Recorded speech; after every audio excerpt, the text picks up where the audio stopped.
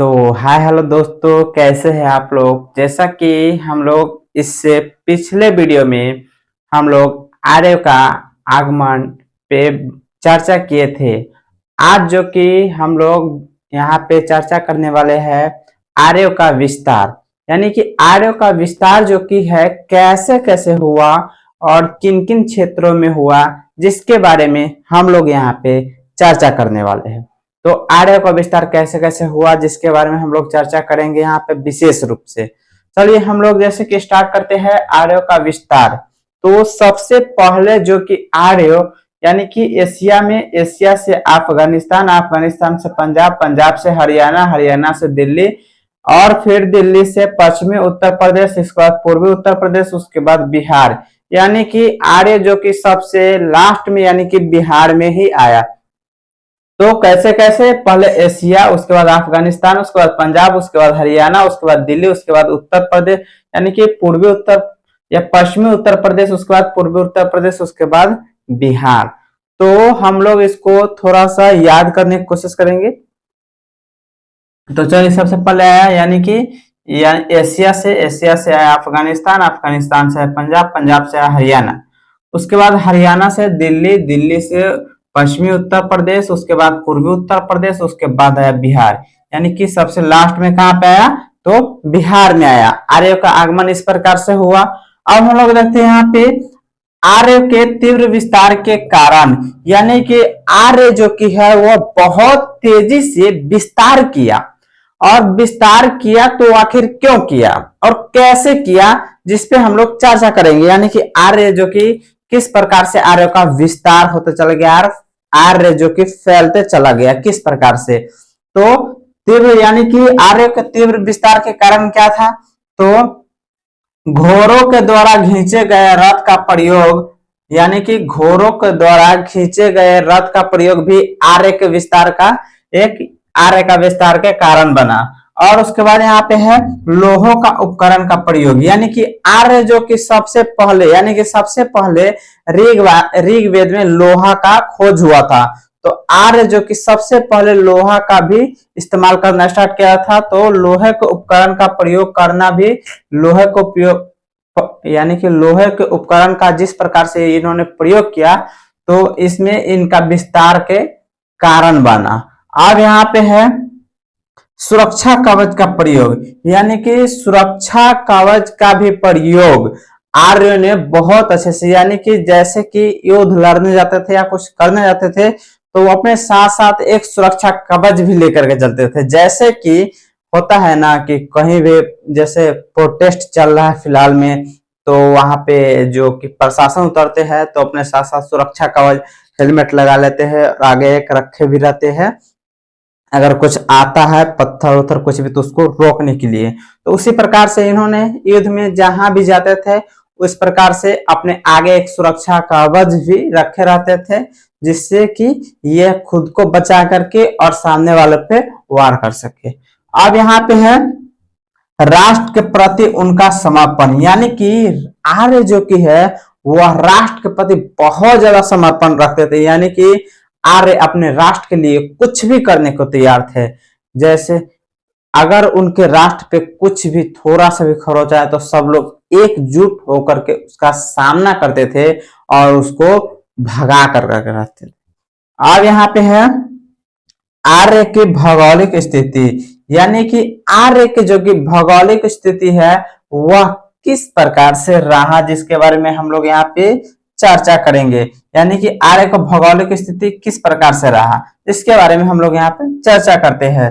तो यहाँ पे है ऋग्वेद के अनुसार आर्य को भारत की भौगोलिक स्थिति की जानकारी थी, यानी कि ऋग्वेद के अनुसार आर्य को भारत के भौगोलिक स्थिति के बारे में भी जानकारी थी। क्या क्या जानकारी थी, जिसके हम लोग यहाँ पे समझते हैं।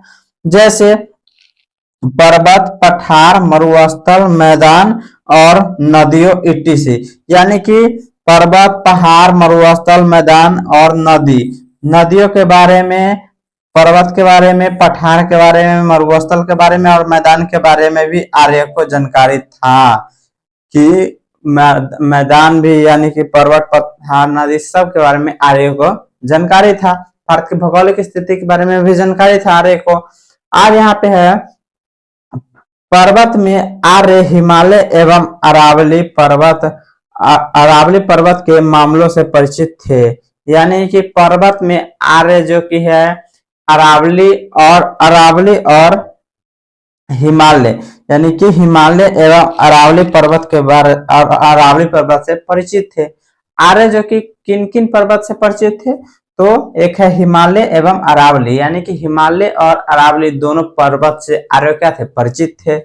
अब यहाँ पे है ऋग्वेद में हिमालय पर्वत के दो चोटियों हिमवंत और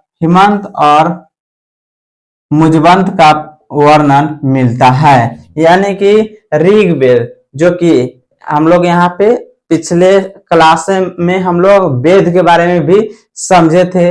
ऋग्वेद के यानी कि वेद कितने प्रकार के होते हैं, 4 प्रकार के, और एक एक करके हम लोग वेद को अच्छे से समझे थे पिछले क्लासों में। तो उसी में यानी कि वेद में ही यानी हिमालय पर्वत के बारे में जो कि हम लोग यहाँ पे देखे थे, यानी कि पर्वत के आर्य को 2 पर्वत के बारे में जानकारी था, एक हिमालय और एक अरावली। तो यानी कि ऋग्वेद में हिमालय पर्वत के 2 चोटी का वर्णन किया गया है, एक हिमवंत है और एक मुजवंत, 2 चोटी है जिसके बारे में ऋग्वेद में वर्णन किया गया है। अब हम लोग देखते हैं आर्य मरुस्थल को ध्वन के रूप में जानते थे।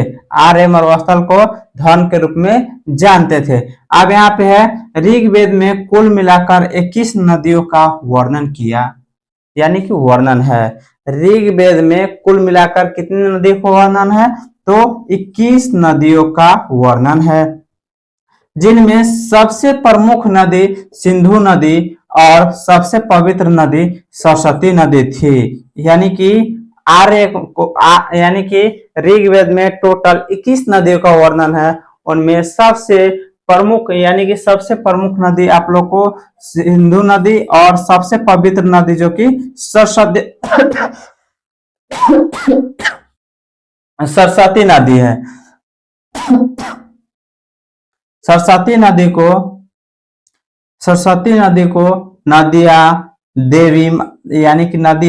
देवी तमा एवं यानी कि मध्यतमा कहा जाता है। यानी कि सरस्वती नदी को देवी तमा और मध्यतमा, यानी कि देवी तमा और मध्यतमा भी कहा जाता है। अब यहाँ पे है ऋग्वेद में गंगा नदी का वर्णन केवल 1 बार है और यमुना नदी का वर्णन 3 बार। यानी कि गंगा नदी जिनका वर्णन, यानी कि ऋग्वेद में गंगा नदी का वर्णन केवल 1 बार ही देखने को मिलता है और यमुना नदी का वर्णन 3 बार है। तो गंगा नदी का वर्णन 1 बार देखने को मिलता है और यमुना नदी यानी कि यमुना नदी जो है इनका वर्णन 3 बार मिलता है। किसमें, तो ये दोनों का वर्णन मिलता है आपको ऋग्वेद में। यानी कि ऋग्वेद में आपको गंगा नदी और यमुना नदी दोनों का वर्णन देखने को मिलता है, जो कि गंगा नदी का वर्णन 1 बार है और यमुना का 3 बार है। अब यहाँ पे है सरस्वती नदी को दो सती के नाम से जाना जाता है। यानी कि सरस्वती नदी को दो सती के नाम से जाना जाता है, जो वर्तमान में लुप्त यानी कि विलुप्त हो गई है, जिनकी पहचान राजस्थान और हरियाणा में हाकरा घग्गर के नाम से हुआ है। यानी कि सरस्वती नदी जो कि फिलहाल में विलुप्त हो चुकी है।